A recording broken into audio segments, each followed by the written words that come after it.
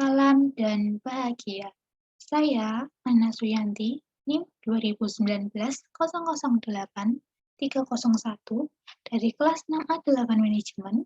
Di sini saya akan menyampaikan materi sebagai pengganti kuis bisnis internasional. Di sini ada 10 pokok pembahasan. Yang pertama, pendekatan endosentris. Yang kedua, pendekatan polisentris. Yang ketiga, pendekatan geosentris. Yang keempat, ekspatriat. Yang kelima, total quality management atau TQM. Yang keenam, Six Sigma. Yang ketujuh, ISO 9000. Yang kedelapan, Just in Time atau JIT. Yang kesepuluh, Electronic Data Interchange atau ED. Dan yang terakhir, Research and Development atau R&D. Kebijakan penentuan jajaran kepegawaian ada 3 pendekatan. Yang pertama, pendekatan endosentris, yang kedua, pendekatan polisentris, dan yang ketiga, pendekatan geosentris. Pendekatan endosentris merupakan sebuah kebijakan kepegawaian yang posisi kunci hanya diisi atau ditempati oleh mereka yang berwarganegaraan sama dengan perusahaan induk, karena mereka berasumsi bahwa negara asalnya lebih unggul dibanding negara lain. Dampak positifnya yaitu meningkatkan kesatuan, kesetiaan, dan moral kelompok, serta perlindungan terhadap perubahan. Dan dampak negatifnya dapat menimbulkan konflik antar suku serta terdapat aliran politik. Contoh perusahaan yang menganut pendekatan endosentris yaitu PT Sido Muncul. Yang kedua, pendekatan polisentris merupakan sebuah kebijakan kepegawaian yang membutuhkan warga negara tuan rumah untuk direkrut mengelola anak perusahaan, sementara negara induk menempati posisi kunci di kantor pusat pemerintahan. Keuntungannya mengurangi miopia budaya dan mudah untuk diterapkan. Kelemahannya, batas mobilitas karir dan insalak markas dari anak perusahaan asing. Contoh perusahaan yang menganut pendekatan polisentris yaitu McDonald's. Lalu pendekatan geosentris merupakan sebuah kebijakan kepegawaian yang tidak memandang status kewarganegaraannya. Keuntungannya, perusahaan mampu mengoptimalkan sumber daya manusianya dan memupuk karir eksekutif internasional yang dapat bekerja di berbagai negara dengan berbagai budaya. Kelemahannya, kompleksitas kebijakan pekerjaan asing dan mahalnya seperti training, relokasi, dan kompensasi. Contoh perusahaan yang menganut pendekatan geosentris yaitu PT Unilever. Selanjutnya, ekspatriat merupakan seorang tenaga kerja yang bekerja di suatu wilayah yang bukan merupakan wilayah di mana ia tercatat menjadi penduduknya. Banyak perusahaan multinasional menggunakan ekspatriat untuk menjamin efektivitas operasi perusahaan sejalan dengan kebijakan kantor pusat. Ada 4 jenis ekspatriat yang sebagai berikut. Yang pertama, ekspatriat yang bersifat sukarela. Merupakan orang yang ingin bekerja di luar negeri untuk periode tertentu karena kepentingan pengembangan karir secara individu. Seringkali ekspatriat ini sukarela untuk ditugaskan dalam jangka pendek kurang dari 1 tahun, sehingga mereka dapat mempunyai pengalaman mengenai kebudayaan lain. Yang kedua, ekspatriat untuk pengembangan karir. Ditempatkan di luar negeri untuk mengembangkan kemampuan manajemen dari perusahaan. Mereka dapat bertugas 1-3 kali rotasi di negara-negara yang berbeda, sehingga mereka dapat mengembangkan suatu pengertian yang luas mengenai operasi secara internasional. Dan yang ketiga, ekspatriat tradisional, merupakan profesional dan manajer yang ditugaskan untuk bekerja di luar negeri selama 1-3 tahun. Mereka kemudian dirotasikan ke kantor pusat. Dan yang terakhir, ekspatriat global. Mereka yang berpindah dari satu negara ke negara lain, seringkali mereka lebih sering bekerja secara internasional daripada bekerja di negara asal. Selanjutnya, ada alat pengendali mutu. Di sini ada 3, yang pertama Total Quality Management, yang kedua Six Sigma, dan yang ketiga ISO 9000. TQM atau Total Quality Management merupakan sebuah manajemen kualitas yang lebih berfokus pada pelanggan dengan cara melibatkan seluruh level tingkatan karyawan dalam mengerjakan peningkatan ataupun perbaikan secara kontinu. Ada 8 elemen pokok dari TQM. Yang pertama, fokus pada pelanggan.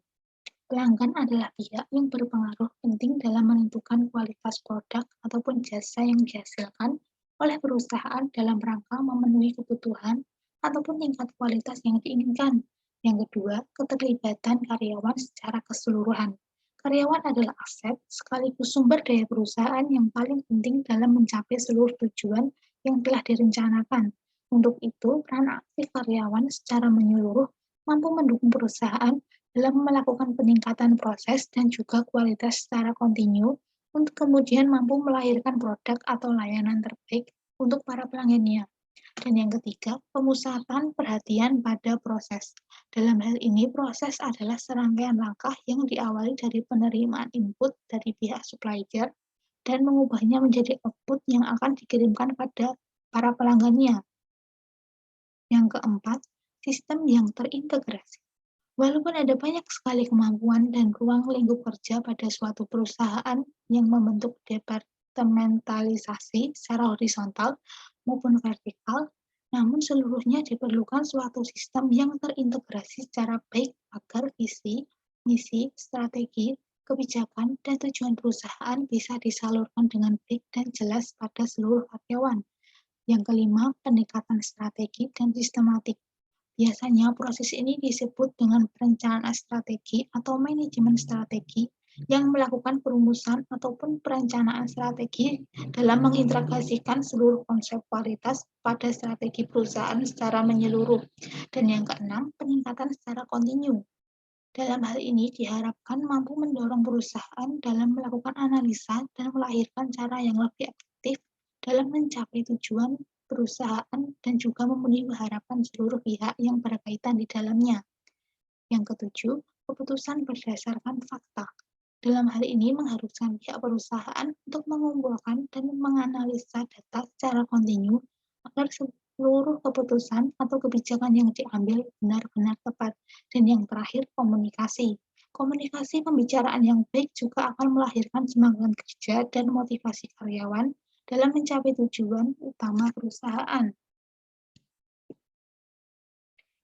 Selanjutnya, Six Sigma merupakan metodologi yang dipergunakan untuk melakukan upaya perbaikan dan peningkatan proses yang berkesinambungan atau terus-menerus.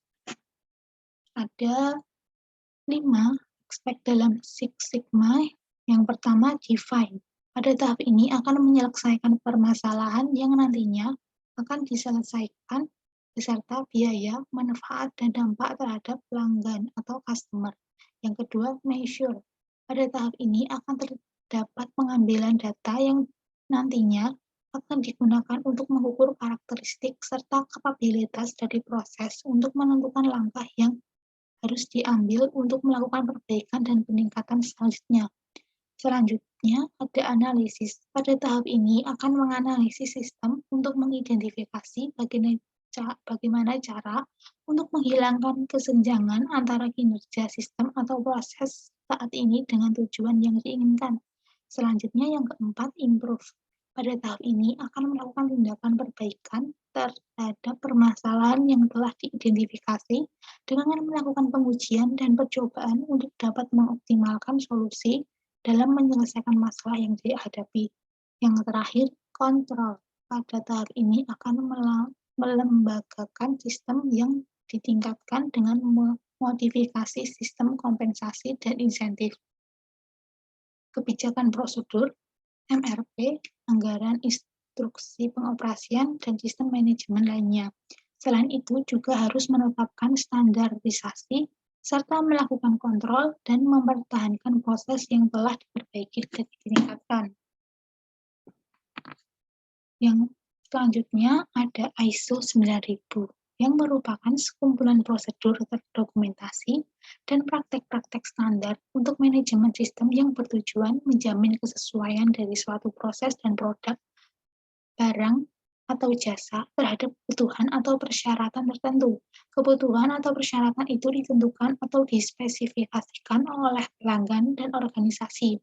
Sistem manajemen mutu ISO 9000 mengarahkan bagaimana organisasi menerapkan praktek-praktek manajemen mutu secara konsisten untuk memenuhi kebutuhan pelanggan dan pasar.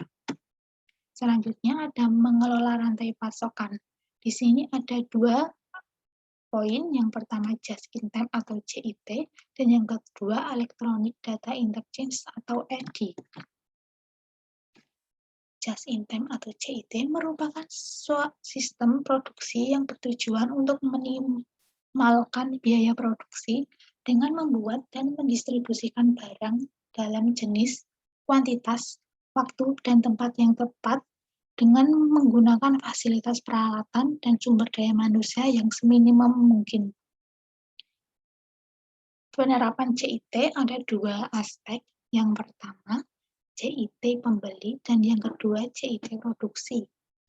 Yang pertama, JIT pembeli dapat mengurangi waktu dan biaya yang berhubungan dengan aktivitas pembelian dengan cara mengurangi jumlah pemasok, mengurangi atau mengeliminasi waktu dan biaya negosiasi dengan pemasok, memiliki konsumen dengan program pembelian yang mapan, mengeliminasi atau mengurangi aktivitas dan biaya yang tidak bernilai tambah, serta mengurangi waktu dan biaya untuk program pemeriksaan mutu. Yang kedua, penerapan JIT produksi, mengurangi atau meniadakan barang dalam proses, mengurangi atau meniadakan lead time, mengurangi atau menyediakan setup, serta menyederhanakan pengolahan produk. Selanjutnya ada EDI, merupakan metode untuk saling bertukar data bisnis atau transaksi secara elektronik melalui jaringan komputer dan internet. Ada kelebihan dan kekurangan EDI. Kelebihannya mampu menghemat biaya. Perusahaan tidak mengeluarkan biaya kertas, biaya penyimpanan dokumen, dan biaya pengiriman dokumen. Yang kedua, meningkatkan kinerja lead time pengiriman dokumen yang hanya kurang dari 1 menit. Dan yang terakhir, terintegrasi setiap unit di dalam industri atau organisasi akan terintegrasi sehingga proses transaksi atau bisnis menjadi lebih efisien. Selanjutnya ada kelemahan. Yang pertama, kendala biaya yang cukup mahal untuk pengadaan perangkat komputer, terlebih bagi pembisnis UMKM, dan belum mempunyai payung hukum yang mengatur pemakaian sistem EDI. Selanjutnya ada Research and Development atau R&D, yang merupakan aktivitas yang dilakukan oleh perusahaan ketika sedang berinovasi, menciptakan produk atau layanan baru yang berisikan rangkaian proses riset dan pengembangan produk atau layanan yang dibuat. Ada 3 tahap dalam R&D. Yang pertama, riset mendasar. Pada tahap ini, tim yang ditunjuk untuk menjalankan R&D akan mengumpulkan semua informasi yang dibutuhkan. Informasi tersebut nantinya akan digunakan untuk membangun pemahaman yang dapat membantu bisnis terus berkembang dan menjadi lebih baik. Semua informasi yang ditemukan dalam riset ini bisa dijadikan pedoman R&D lainnya di masa depan, sekaligus membantu dalam pengambilan keputusan bisnis yang strategis. Yang kedua, riset terapan. Pada riset terapan, perusahaan biasanya menggunakan teknologi baru, memasuki pasar yang baru juga, dan meningkatkan keamanan atau menurunkan pengeluaran. Tahap ini lebih berfokus ke aspek komersial dan bagaimana produk atau layanan bisa dikembangkan sesuai dengan target pasar. Tahap yang terakhir, desain atau pengembangan. Pada tahap ini, terdapat proses desain produk, membuat prototipe, uji coba, dan mengembangkan produk atau jasa.